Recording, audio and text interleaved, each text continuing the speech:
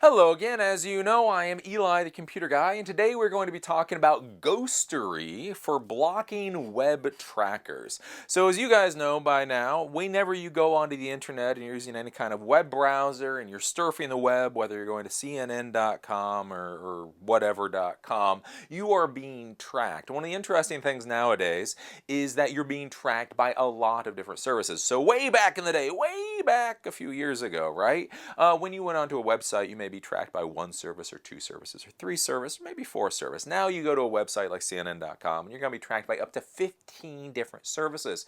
So one of the questions that people have is, one, they're kind of wondering who is tracking them, especially as geeks. You know, that's one of the questions that we have, because it's easy to do things like block trackers. So I'm just going to block all trackers out there. But then you kind of scratch your head and you're thinking like, well, but who is trying to track me, and what do those trackers do, and what are all of those little services? And that's one of the interesting things that Ghostery does. So one of the core components of Ghostery for blocking web tracking is it's supposed to be an educational tool. So not only is it supposed to block the web tracking that's going on, but it does it in a very easy to use fashion so that you can block individual trackers and see how that changes web pages. So if you use something that just blocks all trackers, when you go to a web page, it'll block everything on the web page. What's interesting with Ghostery is you can go in and you can say, I just want to block AdSense, or I just want to block Outbrain. Like Outbrain is one of these things. It suggests that like what next article that you should read. So you can go in and you can just say, I want to block Outbrain, or I want to block, Facebook sharing, or I want to block any of these individual things, and then you see how the rest of the website looks. So the good things with Ghostery is, one, you can use it for blocking, so that is useful. Two, you can see what all the different services are and see how it changes things just from a geek standpoint. And then three, me just being a content creator and all that, it's a good way to go out there and see what tracking is available, right? Whenever we talk about like tracking and things, right, you guys always assume that I'm all you should be anti-tracking. And I'm just saying, there's a lot of web content creators out there that don't have a problem in the world with these tracking services. And so an interesting thing that you can do is you can use Ghostery to go to other people's websites and see what ad vendors and such that they're using, so that you can think about using them for yourself, to make a little bit more money off of your website, would be my thought. So let's go over to the computer right now and I'll show you Ghostery, because Ghostery is a really cool little tool. And again, like I say, it's easy to use and free, blah, blah, blah, blah, blah. So if we go over, basically, this is ghostery.com. So ghostery.com. And if you come here, it'll give you the whole spiel. Transparency, control, privacy, so on and so forth. So basically with this, these are little plugins or extensions that you can add to your browser. So of course I am using Safari. So I have this added to Safari, but they have it for Firefox, they have it for Chrome, they even have it for Opera, they have it for iOS and all kinds of other stuff. So almost whatever web browser that you're using.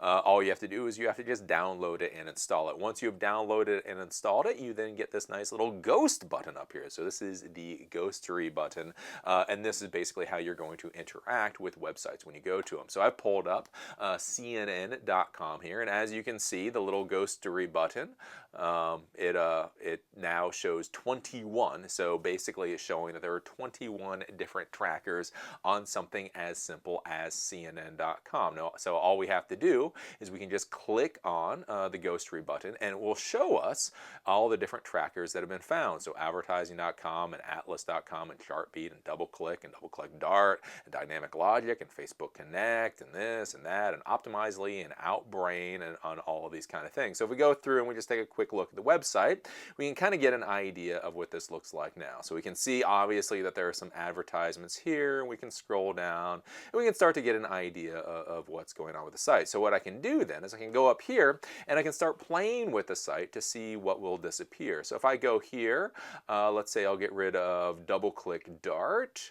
and I'll get rid of Google AdSense. And then, as I say, I know they use Outbrain, so I'll get rid of Outbrain. So all I have to do is I just click on this little toggle switch here, and I'll get rid of it, and then it'll ask you to reload the page. So then I'm going to reload the page, and when I reload the page, we're going to see that some advertisements have disappeared. So right here, there was that advertisement before, and now all you see is some advertisement text because the advertisement didn't actually show up. If we click down here, again, there's just advertisement text, and the advertisement didn't show up. Now, what's interesting, this was curious, like looking at what CNN.com, is I didn't realize how much they use Outbrain. So all of these white blocks here, these were actually from Outbrain. So that's a different service. And again, you can go through and you can play around with all this kind of stuff.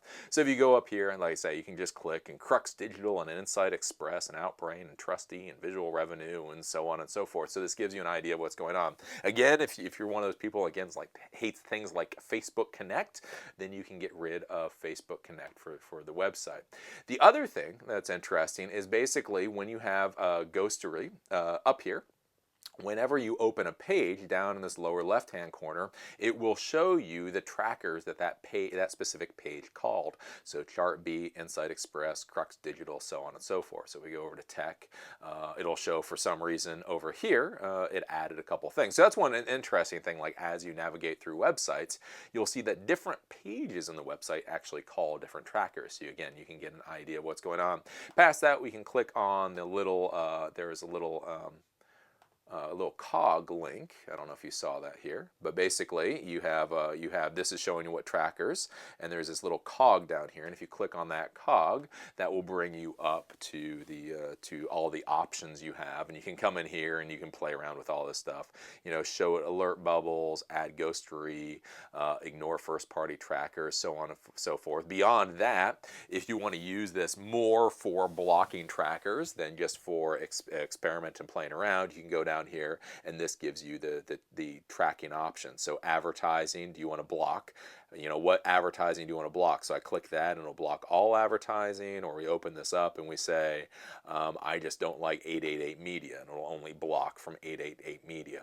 Again, this is, you know, I'm not sure I would use this really as my ad blocking tool, but what I think is most useful about it is it shows you all of these different options, and it shows you all of this different stuff that's going on. Again, and that's at least what Ghostery has said, is what they're primarily concerned about is being an educational thing. So you can kind of get an idea of what's going on, you know, beacons, widgets, analytics, tracking, cookies, commenting systems, you know, so on and so forth.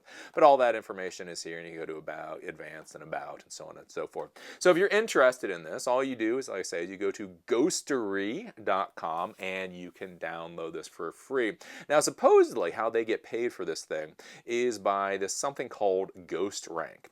When you enable Ghost Rank, Ghostery collects anonymous data about the trackers you've encountered and the sites on which they were placed. This data is about tracking elements in the web page on which they're found, not you or your browsing habits. The interesting thing with this, and when I was doing research for Ghostery, this was kind of brought up, is I don't know, this whole Ghost Rank thing just seems really, really, really weird to me. So by default, it is not enabled when I installed it. And so they're saying this is how they get paid. So basically, you're blocking trackers using Ghostery so that Ghostery can sort of maybe kind of track you? You know what I'm saying? I don't know. This was the only hinky thing that anybody ever said with Ghostery. So I did a little research about Ghostery. Everybody liked Ghostery up until this whole enable Ghost Rank, and this is where everybody kind of looks at it and scratches their head. So it's like, okay, so we use Ghostery to block people from collecting information, except for Ghostery is then collecting information, and what? I don't get that. So just do as you wish with Ghost Rank. That is the only thing that kind of came up with that. So that is Ghostery. Again, I think it's a pretty cool little tool. Again, what I will remind you guys with Eli, the computer guy, is that we do get paid from ad revenue. So I know a lot of people think it's really cute and think it's really funny to use things like ad blockers and go, nah, boo-boo. But do realize the reason that I am able to create these videos for you and pay the bills and pay for corgis and pay for food and all that is because I in fact actually earn ad revenue when you come to my website. So the one thing that I will tell you is if you guys start playing around with too much of these blocking trackers, it really does cause problems. The other thing too is what you have to realize with that there's a lot of real reasons to use things like trackers. Again, one, for ad revenue. You know, for some reason people hate banner ads, but they really like free web pages. You know what I'm saying? It's like if you go to a web page, you know, the banner ad is what pays for that web site to be created.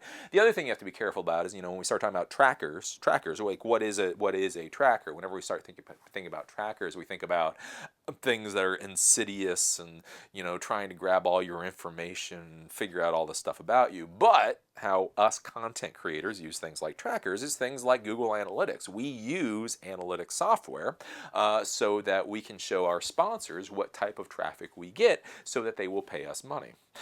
You know, that's one of the problems that we're running into in the modern world is everybody wants free access to stuff on the web, but the way that we get money to create that content to give it to you for free is by going to sponsors and saying, look sponsor, we have, you know, 500,000 page views per month. People are on our site, you know, 10 minutes on average. They watch so many things. They are from this country. This is their demographic, so on and so forth. And you give that information to a marketing person, it's very easy to make a sale. People start turning off all these trackers or blocking all those trackers. It then becomes much harder for websites because if you turn off the tracker, then you're not being tracked as you move through the website, and there's a whole bunch of issues. So again, I'm not telling you guys right or wrong or ethics or morals or any of that, but if you're going to be using this kind of blocking tracker stuff, just use it judiciously. Use it judiciously because it's kind of one of those things. If too many people started using these this tracker software to block things, it would kind of break the entire system that we have now. And yeah, I don't know whether or not you care about CNN.com for free, but you're sitting here watching me, so you do care about Eli the Computer Guy. So yeah, but take a look at that Ghostery, Ghostery.com. Again, it is a pretty cool little tool, and it kind of shows you all the tracking and stuff going on. And again, it is interesting to go in there and turn off certain tracking mechanisms and see how it changes the web page. Pretty cool deal.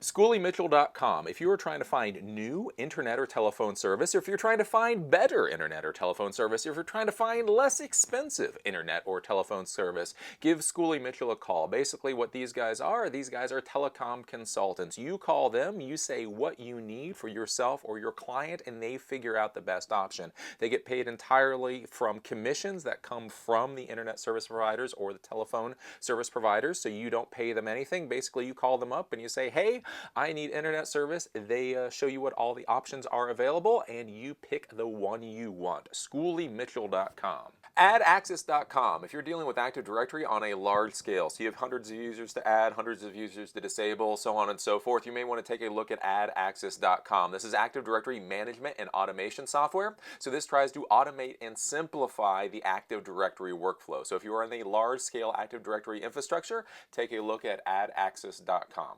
Plixer.com. Plixer deals with NetFlow analytics software. So NetFlow is a component of Cisco equipment that shows you what's going on at the network layer, what devices are talking to what other devices, what kind of network jitter, all of that kind of stuff. So Plixer has a free piece of software called Scrutinizer. Scrutinizer is a free NetFlow network traffic analysis tool. So if you want to play around with NetFlow, if you want to see what's going on with the network layer and you have Cisco equipment, take a look at Plixer.com. Click on the link below this video. It'll bring you to this page where you can download Scrutinizer, the free NetFlow network traffic analysis tool. Altaro.com, Altaro.com, if you're dealing with virtualization in a Hyper-V environment. So we're talking about Windows Server 2008 R2, 2012, and 2012 R2. Take a look at Altaro.com. They have a number of Hyper-V backup solutions. They have the free version, which will back up to 2 VMs for free forever. They also have the unlimited version, starting at only $400 per host. I think this is a very good value. So if you are dealing with Hyper-V virtualization and you need a backup solution, take a look at Altaro.com. Total Seminars, totalsim.com. If you're looking for your A+, your Net+, your Security Plus certification, they have video training, practice test, exam vouchers, and more. If you are on the CompTIA track and you are looking for study prep material, study guides, that type of thing, take a look at Total Seminars, totalsim.com, TOTALSEM.com. Spiceworks.com. These guys have the free network management software, the free mobile device management software, the free community with millions of users.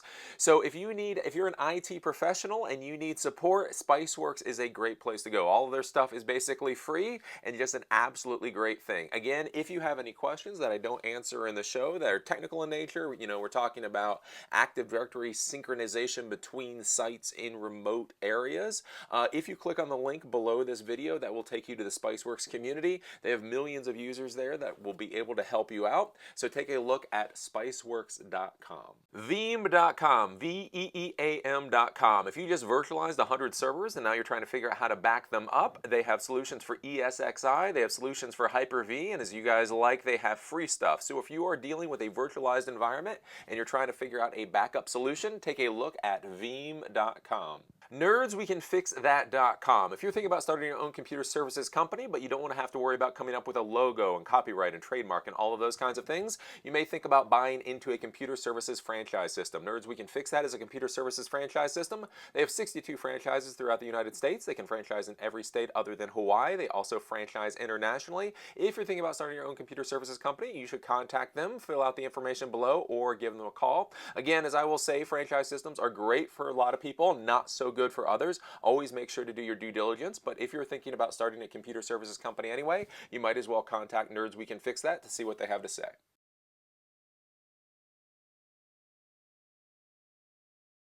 So today's hands-on review is the Devotech Fuel Microcharger.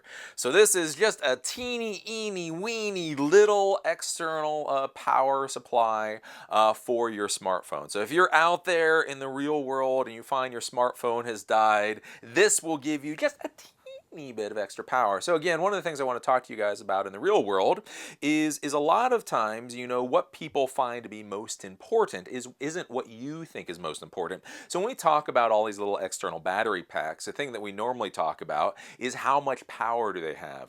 5,000 milliamp hours, 10,000 milliamp hours. Oh, it only has 2,000 milliamp hours. Well, the thing with this is it only has 220 milliamp hours. So this actually only has about enough power for 30 minutes of cell phone usage, but the idea is that it's super small so that you actually have it on you for when you need it. So with a lot of the external battery packs out there, the issue is that they're big, right? They're big battery packs, so the chances are that you're not actually going to have it on you if your smartphone dies and you need extra power. So with this, the idea is that it's small enough, it can just fit on your keychain, so if your smartphone dies, it is just right there for you. So it's just this nice little teeny battery pack to fit on your keychain. So if you need any extra power, you just have it right then and there. It's not enough power to watch a movie. It's not enough power to play very much of a video game, but it is enough power to be able to get a couple of phone calls out if your smartphone dies. If you're interested in this good little guy, it's built well. It's got a nice metal casing to it. I mean, it looks good for what it is. Basically, this little fuel cap here, this is what you plug into your smartphone. You can see that, and then you charge it on the back. So that's what it is. If you're interested in one of these things, basically you can just go over to, it's called devotechindustries.com, which is an absolutely horrible domain name, but so devotechindustries.com, and if you go here, it'll give you all the information about it. So it shows you the little gas tank thing is only a little bit bigger than a quarter, only 220 milliamp hours, so on and so forth. If you go to the Buy Now button, you can see it comes out to $25 plus shipping and handling, $28. I don't know, again, it's one of those things. It depends on what you're looking for, whether or not that's a good price. The idea of having that small little battery pack that is there for you at a moment's notice when you need it, can be a useful thing. So, like I say, I mean, basically, I mean, it's a battery pack. You know, there's not a lot to say about it. It is built well. It does look nice. Seems to do what it's supposed to do. So if you are looking for that small, little, teeny battery pack, this may be the thing to go for. Again, this is one of those things I might suggest for you guys to think about giving to your C-level executives as a nice little stocking stuffer. You know, that's one thing I talk to you guys a lot about is basically how to kiss ass to the C-level staff. And a little thing like this is actually very, very useful. You know, they're out, they're running around with their smartphone all the time, they're making calls, they're doing texts, they're doing emails, all of a sudden their smartphone dies and they're screaming and they're saying, "Damn it, geek! Damn it, geek! Why doesn't my smartphone last long enough?" And if you give them this nice little thing, I don't know, that might make them happy. That's my thought. But yeah, it's a good little external loop. That battery pack does what it's supposed to do. 220 milliamp hours and something the size a little bit bigger than a quarter. Devotech Industries micro fuel USB charger. Give it a thumbs up.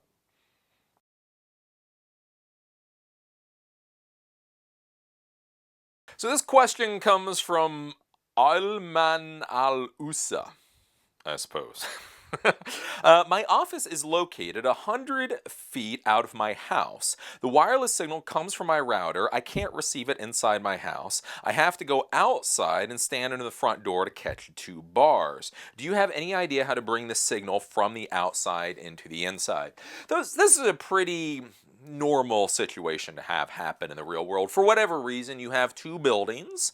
You may have a house and then a garage, or you may have a house, or you may have a building and then a guard shack or something. In normal land type environments, it's very normal to have 2 buildings. The question is how do you span the connection? So how do you connect the one building to the rest of the network if you only have one internet connection? So with this guy, he has the main house and the main office. He has a router in there. The signal goes out and it only gets to the front of his other building. It doesn't actually get inside. And the question is, well, what do you do there?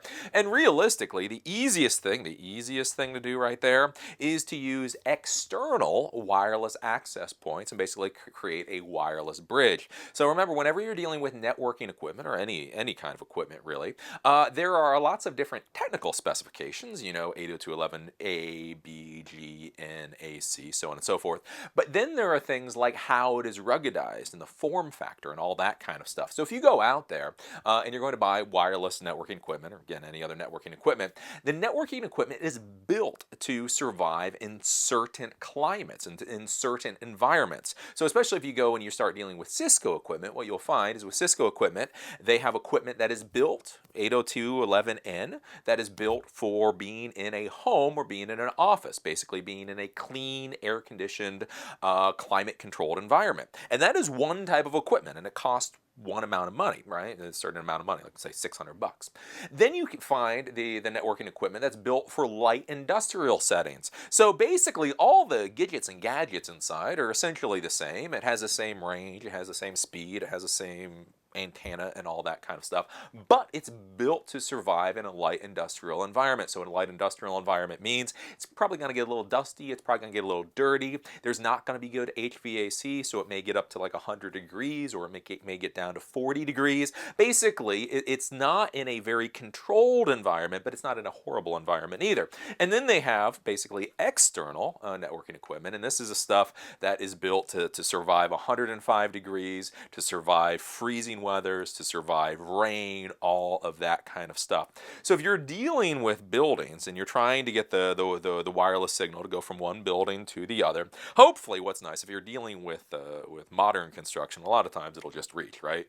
Basically you've got plaster and you've got 2x4s and the signal will just go through all the walls and everything, you'll be fine. But if you're dealing with older buildings, especially like here in Baltimore, we have big, thick brick walls, then the wireless signal can't get through the brick wall, go the distance, and then get through the other brick wall. So what you do is you use external wireless access points.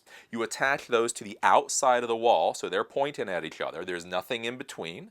And then you run the cable inside to your network, and away you go. So basically you get that wireless bridge with no interference in the middle, and it's good to go. Now, if you're looking for things like external wireless access points, if you're going to go that way, they're going to cost more money.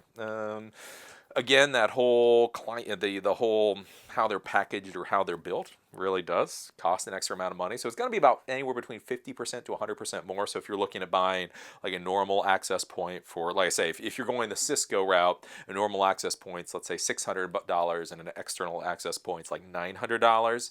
If you go for the more consumer grade, it'll be the same kind of range. It'll be like, I don't know, $200 or $300, I guess, for the wireless access point. But that's basically what you need to do, because what is happening is your wireless signal can't get through the building's walls.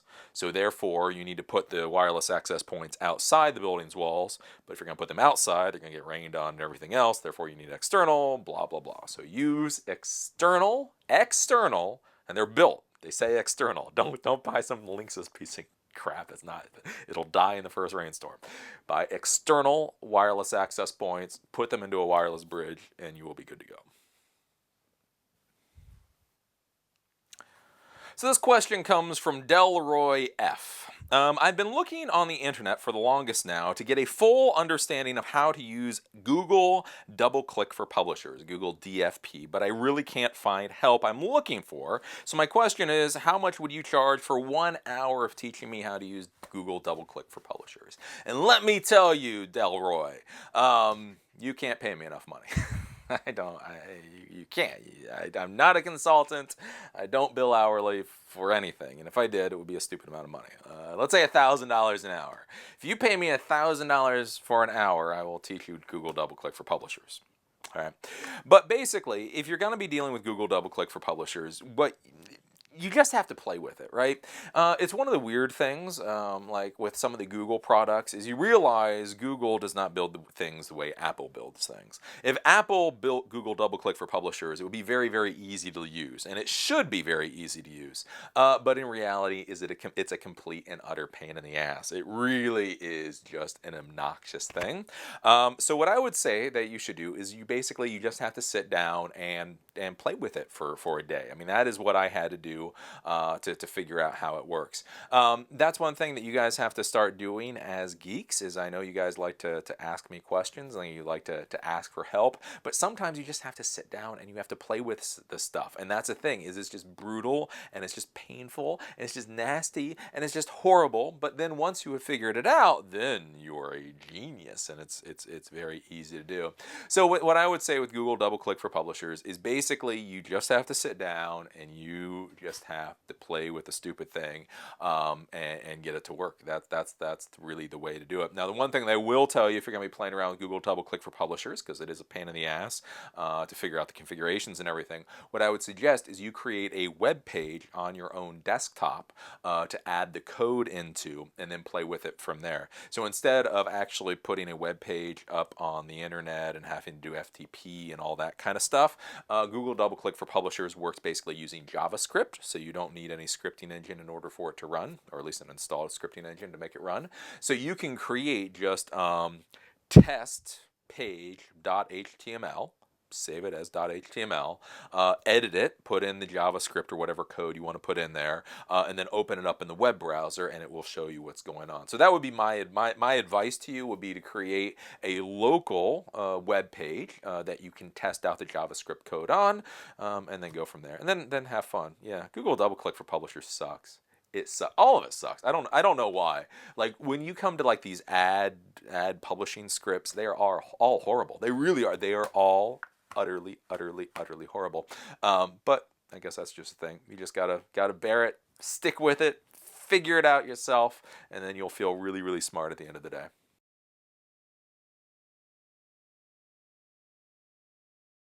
So the final thoughts for today are about this conversation I just had with an MCN, a multi-channel network.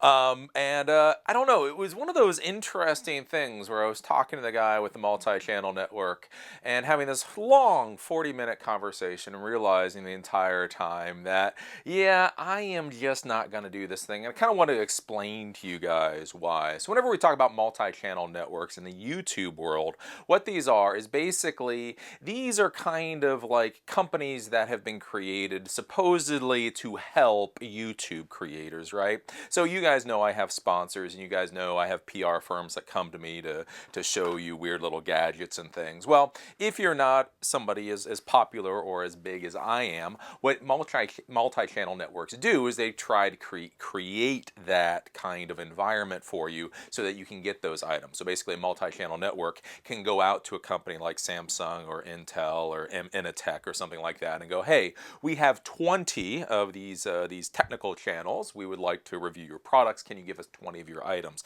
So the idea is they're supposed to be that support structure. The problem in the whole YouTube world with these multi-channel networks is most people say that they don't do what they say that they're going to do. So basically, whenever you start dealing with multi-channel networks, you initially have to sign a contract that they are going to do certain things for you, and you're going to give them money, and so on and so forth. And unfortunately, you end up giving them money, and the multi-channel networks don't really end up doing a lot of what they're supposed to do. So I've shied away from multi-channel networks. I make enough money. I have all the PR firms already coming to me. I already have sponsorships. I already have all of this stuff, right? And so that was the interesting thing talking to the multi-channel network today, is because the reason I talked to them is because a YouTube celebrity or whatever was the one to actually contact me about it. So I was more interested actually in talking to that person than I was the multi-channel network. But, you know, I was like, okay, I'll listen to their spiel. And the interesting thing I found with the spiel, and this is something for you guys to be thinking about whenever you're dealing with any business transaction, is basically, you know, the person was trying to get me along on the whole sales process to get me to become part of the multi-channel network. But the curious thing that I found is that at no point did the person ever say anything that I was actually interested in. And this is what you always have to be careful about whenever you're doing any kind of business transaction, especially anything like this, where people will promise you the world. Like one of the things that's always said, you know, one of the things all of these salespeople always say is everybody likes more money. We're going to help you get more money, right? But that's normally where they end. They never really talk about how, in fact, you are going to get more money. So I was sitting there, I was talking to this guy, and he's like, you know, you can never have too much money. I always believe in more money. So we're going to help you get more money. And the interesting thing, as I was listening to him, it was like, you're not really telling me how you're going to get me more money. There's kind of these things about like Coca-Cola and movies, and it was kind of like this weird, like wishy-washy thing of, well, you know, money can come from these places, but I was sitting there, I was listening to him. It's like, but you're not saying that Intel has told you if they can get onto a tech YouTube channel that they will pay $2,000, $5,000, $10,000. You're just saying, and so this is one of those things that you have to be careful in life, especially whenever you're talking with business partners. Anytime money is going to be discussed, is the more specific the people are about how you're going to get paid, the better it is. If they are very, very, very specific, then you're probably dealing with a good situation. If they're very, very, very wishy-washy, then it is probably something that you want to walk away from. Because one of the problems, especially as geeks in the tech world and the YouTube world and all the rest of this, is people see that we make money. Especially when I was a geek, I had all kinds of business people try to partner with me. And so they see that I'm making money, and then they just kind of assume that they can kind of glom onto that and then kind of take their cut without actually doing anything very useful. So that's one of the things that I found in the real world is you get all these people and they start talking about how they will help you make money. Again, they don't talk about Intel, they don't talk about specific clients, they don't talk about specific deals that they have, you know, deal flow that they have going on. They just talk about, well, doesn't everybody want money? I only make money if you make money, until somewhere down the line, somehow you're paying these people even though you're not making any money at all. Kinds of it gets really, really nasty. So that was just one of the kind of final thoughts I wanted to talk to you guys about today. And so with this particular MCN, I told them to go away, that I'm fine. And the reason is because they were not specific. So be very, very careful whenever you get into these business deals. Any kind of like business manager type people come to you, the more specific the better. If they say, I have a client who's willing to pay $10,000 that I can basically hand to you, I want a 20% fee, that's awesome. If they're like, well, you know, doesn't everybody in the world want more money? Walk away. Just walk the hell away. So that is the final thoughts for the day. If you're ever dealing with business management type people, the more specific the better. If they're all wishy-washy, all airy-fairy, walk away.